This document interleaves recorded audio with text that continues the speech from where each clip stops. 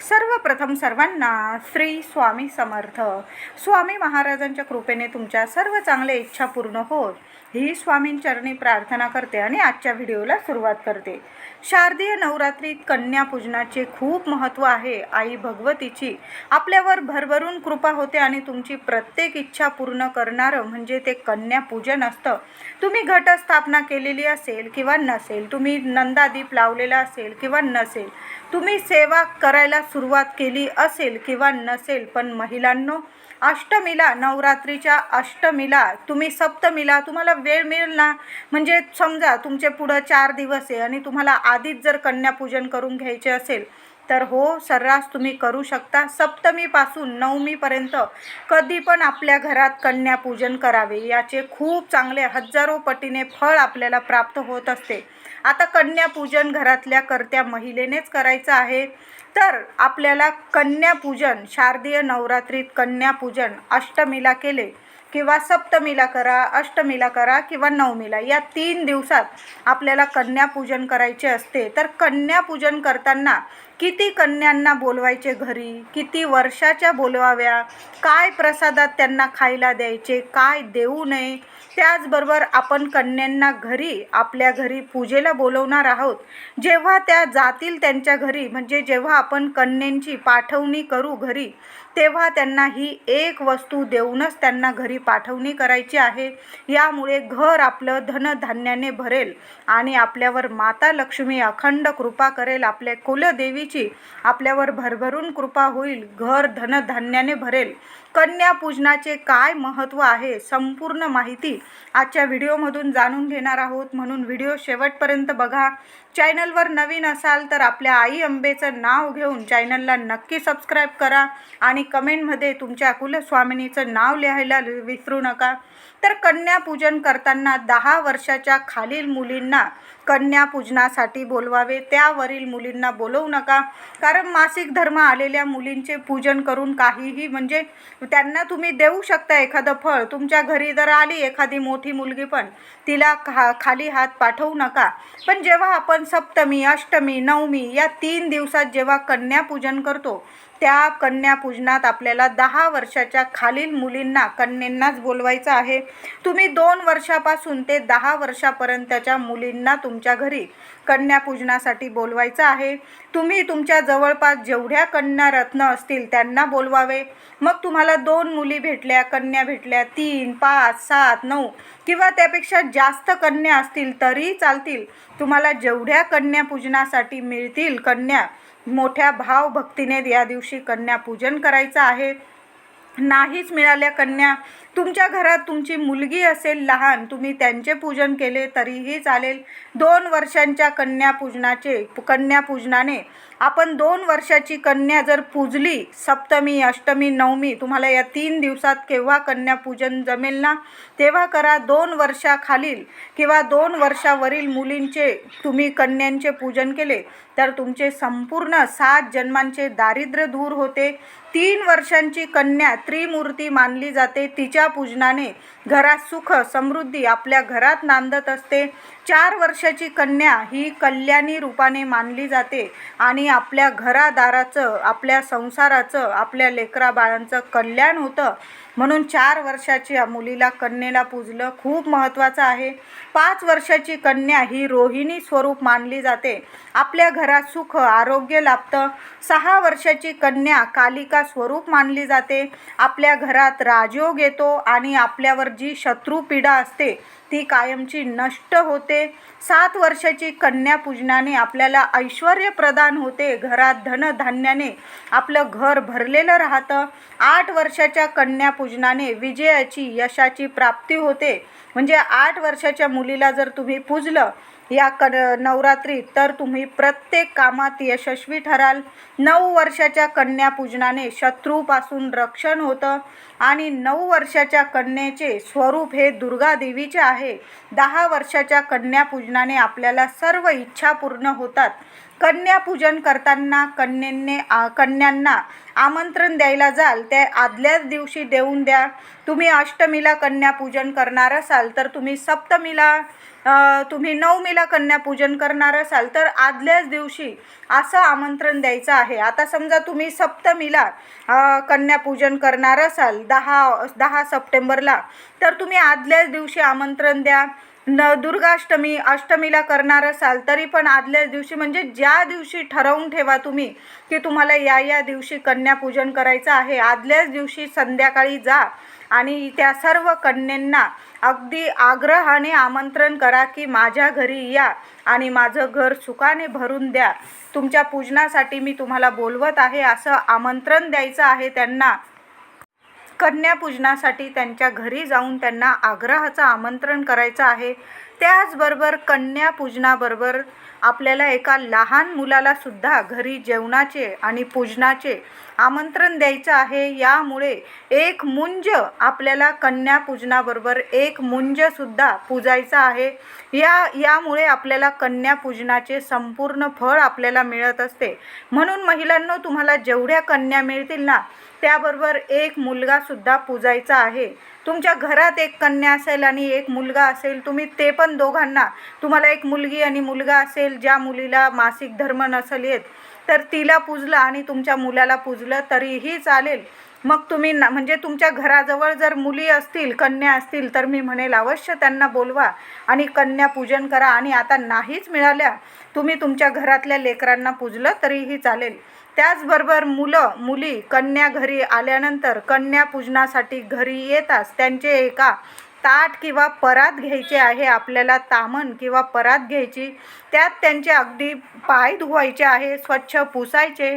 त्यांना कपाळी हळदी कुंकू अक्षता लावून त्यांच्या पायांना सुद्धा हळदी कुंकू लावायचं आहे. तुम्ही जर पायावर थोडंसं लहानसं स्वस्तिक काढलं, आधी हळद कुंकू ओलं करून ठेवा आणि त्यांच्या पायांवर अगदी लहानसं स्वस्तिक काढलं तरी चालेल, किंवा तुम्ही पायाला हळदी कुंकवाचा बोट लावला तरीही चालेल. त्यांना पायांना सुद्धा हळदी कुंकू फुलं वाहा. सर्व कन्यांना ओवाळून घ्यायचं आहे. त्यांना मन तृप्त होईल त्यांचं, कन्यांचं असं भोजन त्यांना खायला द्यायचं आहे. तुम्ही खीर बनवा, काळ्या चण्यांची भाजी बनवा. खूप तिखट बनवू नका, कारण लहान मुली असतील, त्या कन्या असतील, त्यांना खूप तिखट लागायला नको आणि ते जेवण सोडून म्हणजे लगेच उठून जायला नको. त्यांनी सर्व मीठ खायला पाहिजे अशा पद्धतीने आपल्याला जेवण बनवायचं आहे.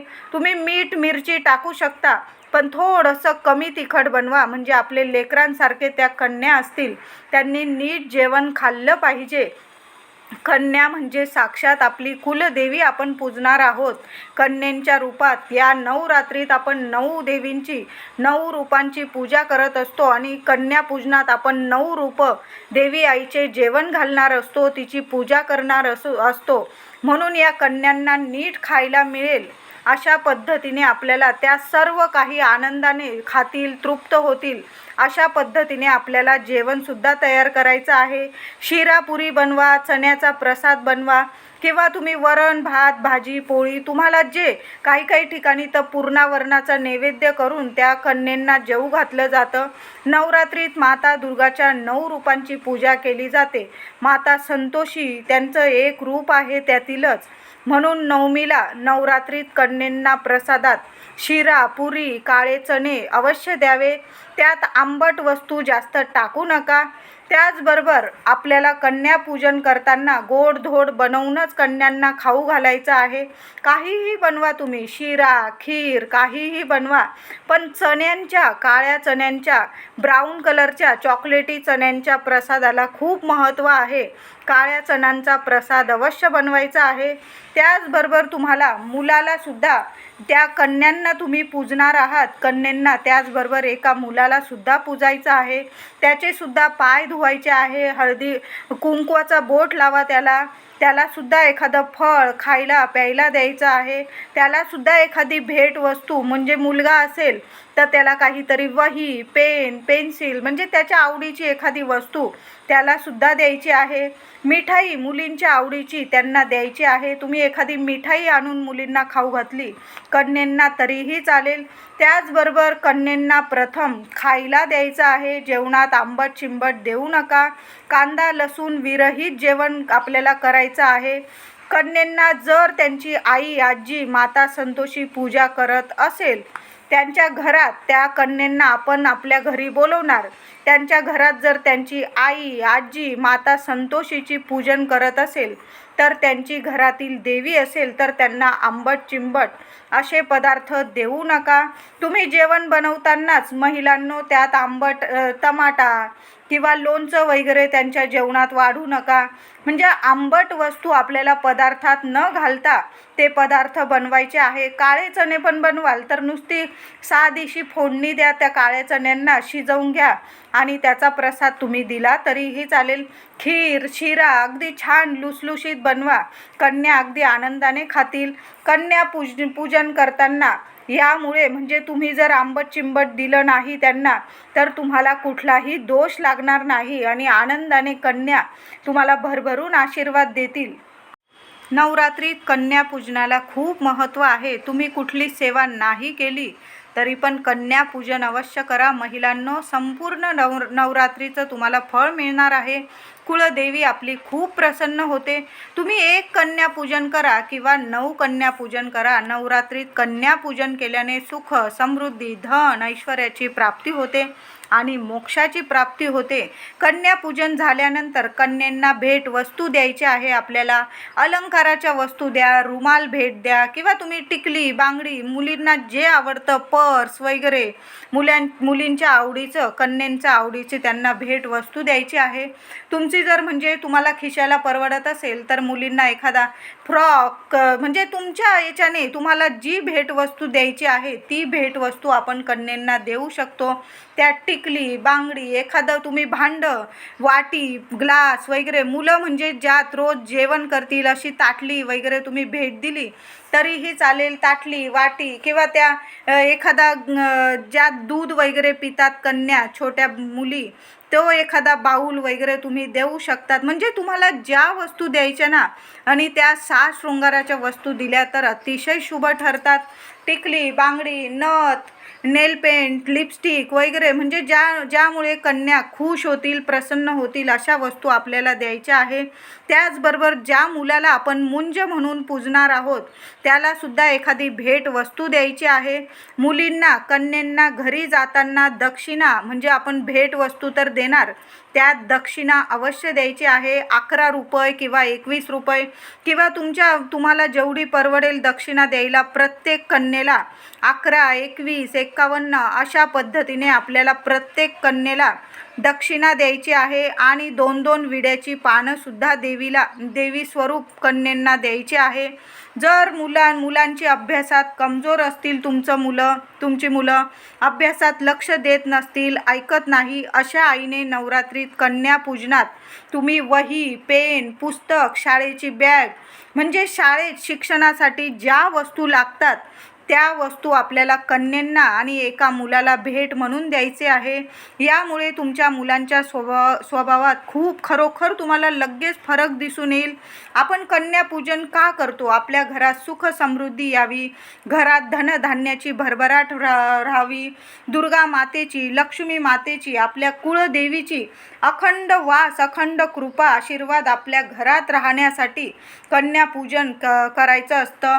कन्या पूजन झाल्यानंतर कन्या जेव्हा खाऊन पिऊन तृप्त होऊन भेट वस्तू घेऊन घरी जातील त्यांना एखाद्या रुमालात मूठभर तांदूळ धान्य देऊनच पाठवा. महिलांनो, खूप खूप महत्त्वाची गोष्ट आहे.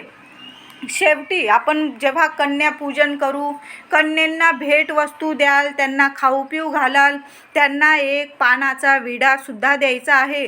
आधीच तुम्ही गोड पानाचे जेवढ्या कन्या येणार आहे तुमच्याकडं तेवढे पानाचे विडे तयार करून ठेवायचे आहे. त्या पानाच्या विड्यात फक्त थोडीशी बडीशोप एखादी लवंग टाकायला विसरू नका. लवंग माता लक्ष्मीला कुलदेवीला खूप प्रिय आहे. 1 लवंग टाका, थोडीशी बडीशेप थोडासा खोबऱ्याचा किस आणि गुलकंद, माता लक्ष्मीला गुलकंद खूप प्रिय आहे. गुलकंद असा छोटासा पानाचा विडा तयार करून आपल्याला प्रत्येक कन्येला हा पानाचा विडा द्यायचा आहे.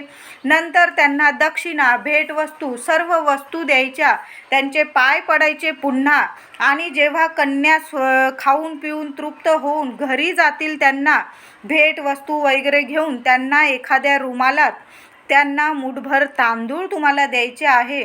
आणि तांदूळ देताना ते तांदूळ प्रत्येक कन्येला दिले की थोडेसे तांदूळ आपल्या भांड्यात काढून घ्यायचे आहे. म्हणजे आपण देवी आईची ओटी भरलेली आहे, प्रत्येक 9 रूपाची तुम्ही ओटी भरत आहात आणि त्यातून थोडेसे तांदूळ काढायचे आणि आपल्या मुख्य डब्यात, आपला जो डबा असतो तांदळाचा, त्यात टाकून द्यायचे आहे. यामुळे तुमच्या घरात वर्षभर धनधान्य, पैसा, सुख, समृद्धी, आरोग्य, ऐश्वर्याला कमी राहणार नाही. म्हणून कन्यांना जाताना थोडेसे मुठभर तांदूळ द्यायला विसरू नका. तांदूळ देताना अख्खेच तांदूळ घ्यायचे आहे, मुठभर तांदूळ द्यायचे आहे. उरलेले तांदूळ आपल्या डब्यात टाकून द्या. बघा, वर्षभर तुमच्या घरात लक्ष्मी नांदेल. कन्यापूजन का करतो आपण? तर आपल्या घरातील संसारिक अडचणी दूर व्हाव्या, आपल्या कुलदेवीचा कायम आपल्या कुटुंबावर, संसारावर कायमस्वरूपी आशीर्वाद राहावा, म्हणून वर्षातून आपण एक वेळा तरी नवरात्री, शारदीय नवरात्रीत कन्यापूजन करत असतो. 10 वर्षाखालील मुलींना पूजन करून, त्यांना भोजन देऊन, त्यांचा मान सन्मान करून, त्यांचे सर्व म्हणजे त्यांना आवडीच्या भेटवस्तू देऊन कन्यापूजन केले जाते. तर हे कन्यापूजन जर आपण शुभ वेळात जर केलं तर शुभ फळ देऊन जातं आपल्याला. तर या वर्षी 2024 11 ऑक्टोंबर शुक्रवारी दुर्गाष्टमी आणि नवमी या दोन्ही तिथी एकत्र आलेल्या आहे. आणि बऱ्याच महिला, बऱ्याच ठिकाणी कन्यापूजन हे अष्टमीला केलं जातं. कुलदेवीची खास करून सेवा, विशेष सेवा ही अष्टमी तिथीला केली जाते, अष्टमी, नवमी. तर हे आपण कन्यापूजन करणार आहोत, तर ते शुभ वेळात करायचं आहे आपल्याला. तुम्ही मानत असाल शुभ वेळ वगैरे, तर नक्की म्हणेल मी शुभ वेळातच आपण कन्यापूजन करायचं आहे. 100% तुमची कुलदेवी नक्कीच फळ देऊन जाईल. आपण 9 रूपांची पूजा करत असतो, सेवा करत असतो नवरात्रीत. आणि कन्यापूजनात पण आपण जर बघतच असतो महिला की 9 कन्या आपल्याला मिळाल्या तर आपलं सौभाग्य मानतो. आता नाहीच मिळाल्या तर 1 कन्या पूजली, कुमारिका, लहान मुलगी, तरीही चालेल. तिलाच 9 रूप समजून आपण तिची पूजा करायची आहे. पण यावर्षी 2024 11 ऑक्टोंबर 2024 शुक्रवारी अष्टमी आणि नवमी तिथी दोन्ही एकत्र आलेले आहे, सोन्यासारखा दिवस. तर आपल्याला शुक्रवारी सकाळी 10 ते 12 या वेळात कन्यापूजन करायचे नाही आहे. बाकी संपूर्ण दिवस हा शुभच आहे. महिलांनो, तुम्ही राहू काळ मानत असाल तर या राहू काळात 10 वाजेपासून ते दुपारी 12 वाजेपर्यंत, सकाळी 10 वाजेपासून शुक्रवारी 11 ऑक्टोंबर 2024 शुक्रवारी सकाळी 10 वाजेपासून ते 12 वाजेपर्यंत हा राहूचा काळ आहे, अशुभ काळ आहे. या वेळात तुम्ही कन्यापूजन करू नका. बाकी संपूर्ण दिवस हा शुभच आहे. तुम्हाला सकाळीच पूजन करायचं तर मग तुम्ही 10 वाजेच्या आत कन्या पूजून घेतल्या तरीही चालेल. फक्त 10 ते 12 फक्त 2 तासाचा हा काळ आहे.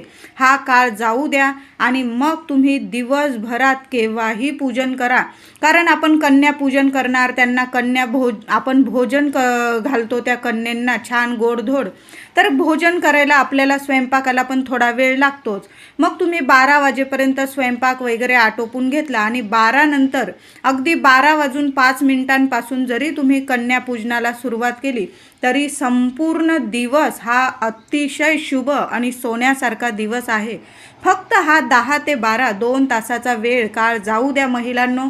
तुम्ही मानत असाल तर सांगते मी, नसल मानत तर तुम्ही सर्रास करू शकता केव्हाही कन्यापूजन. पण आपण वर्षातून एकदाच हे कन्यापूजन, कुमारिका पूजन करतो आणि इतकं मनापासून करतो. मग हा वेळ काळ पाळला तर काय हरकत आहे. मी म्हणेल तुमच्या कुंडलीत जर राहू असेल, घरात खूप संसारिक अडचणी असेल, कुलदेवीचा आशीर्वाद मिळत नसेल, कितीही देवदेव करून तुमच्या अडचणी जर संपतच नसेल, तर तुम्ही मोठ्या मनाने, आनंदाने आणि कुलदेवीचा आपल्याला आशीर्वाद मिळावा म्हणून कन्यापूजन करत असाल तर या 2 तासात करू नका. हा राहूचा काळ आहे, अशुभ काळ आहे. 11 ऑक्टोंबर 2024 शुक्रवारी दुर्गाष्टमी नवमी या दिवशी सकाळी 10 ते दुपारी 12 वाजेपर्यंत हा 2 तासाचा राहूचा काळ आहे. या वेळात कन्यापूजन करू नका. बाकी संपूर्ण दिवस हा शुभच आहे. महिलांनो, व्हिडिओ आवडला असेल तर लाईक करा, सर्वांना शेअर करा, चॅनलला कृपया सबस्क्राईब करा. धन्यवाद.